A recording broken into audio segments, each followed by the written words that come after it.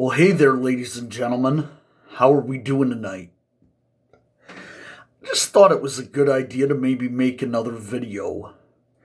I've talked ad nauseum now about how I have been trying to convert over to at least part-time use of a double-edged safety razor. And as I've said, I see good reasons to switch from the cartridge razor back in time to the good old safety razor, the good old single blade handle. But as I'm noticing, they may be a little bit harder to clean and maintain than that of their modern predecessor. And so I feel like it should be done. It can be done because these blades will last a long time if you take the time to maintain them, wash them. Now, if you look at the back of this razor, I'm going to hold it right up to my camera just as well as I possibly can. You might happen to notice there, holding it up to my phone camera, you might notice that it's quite dirty. What I'm going to go ahead and do is I'm going to pull it out of there. And this is how you open most of these. For those of you that are familiar with double-edged safety razors, you'll know about how these open and close. So now we have the handle disconnected. Just put that in a location where you can easily access it. Now, you should be able to see the gunk and buildup under there from different shaving creams I've used and stuff like that, as well as a little bit of residual whiskers. What you do now, and you got to be really careful because that blade under there is really sharp. I mean, it's even sharper than that of the blades in a cartridge razor. Pull this little, which is on mine, a gold piece. Be really, really careful to let it come out the best way possible. As you can see now, you've got the blade. And there's a little more debris on there than possible, but the blade, if you look at it, should still be nice and sharp. Now you look in here at this little retainer plate, and you can see that it also has more gunk on it than it ought to have. So, what'll really work handy for you will be a toothbrush. And we'll take this and we'll get that going. What you'll want to do is you'll want to let the toothbrush soak in the sink in hot water for a few minutes. Now, I'm waiting to get the water nice and hot. I'm going to go ahead and pause the camera and come back on to the video when it reaches that temperature. If you'll notice, what I'm doing right there is I'm letting the toothbrush soak in water that's really hot. I don't have my sink, as you can see, is quite a bit older, so the stuff inside of there, it'll clog. I can't get the stopper to come out of there to the point where it can effectively hold that water in there. So I'm just going to let that heat up the toothbrush really good, best as I can, and then I'll come back and then I'll show you the cleaning process we're going to go through. So we now, those I've let soak real good in there. They got hot.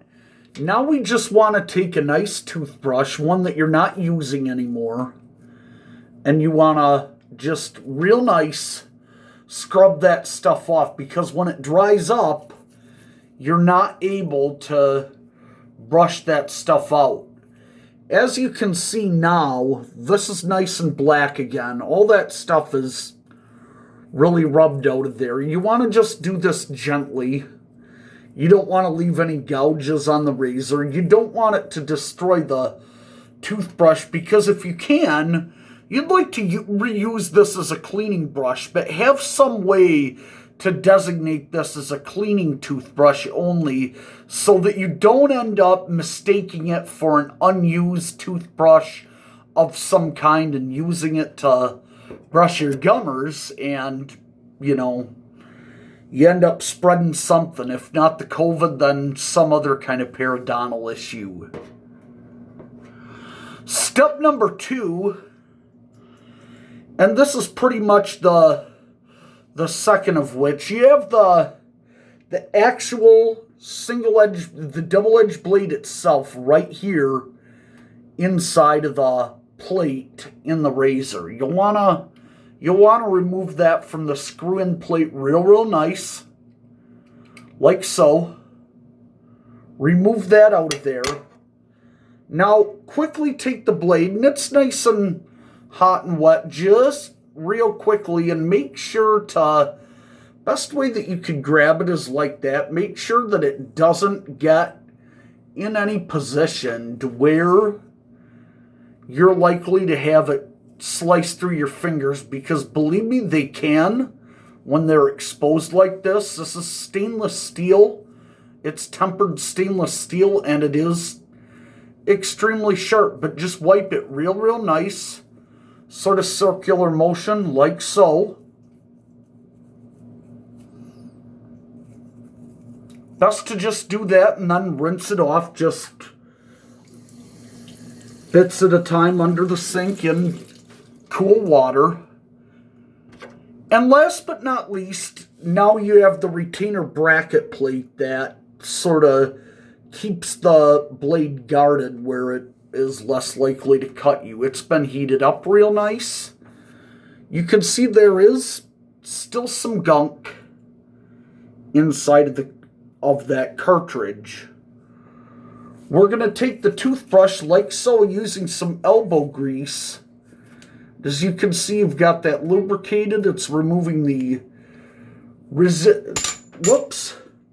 It's kind of hard to hold on to, but you'll take it, brush it out real good, remove the residual whiskers, because that's also, not only is that an issue in blade life, it's also a problem in terms of, you know, that's how diseases, that's how you harbor your own bacteria in there, and then you contaminate yourself and infect yourself when you do another shave by not properly cleaning and maintaining your razors. It becomes a hygienic issue.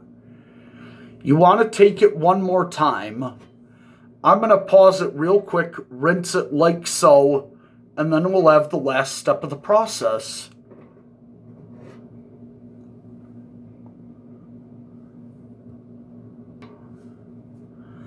Now that everything is complete, what you're ready to go ahead and do is reassemble your double-edged safety razor.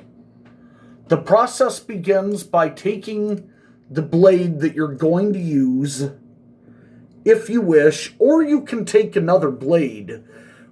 This has only been used a couple times and it has been cleaned. It's good to disinfect it if you have disinfectant. I currently don't. At this point, now that you have the retaining bracket on the top, you put the bottom plate back in the bottom, like so. Have that snap in. Taking this, now you're ready to screw the handle back in to your razor. It's a fairly easy process. It's tedious and time-consuming, but it does occasionally need to be done for optimal performance, blade life, and sanitation. I do actually recommend that if you really want to do a nice thorough job, that you take some of the steps that are required in barbershops and salons and buy what's called clipper side that's required that salons and barbershops use on their clippers. Look some of that up, do some research on it, and find a beauty supply store that may sell some. Thank you for watching. Hope this was helpful and have a great day.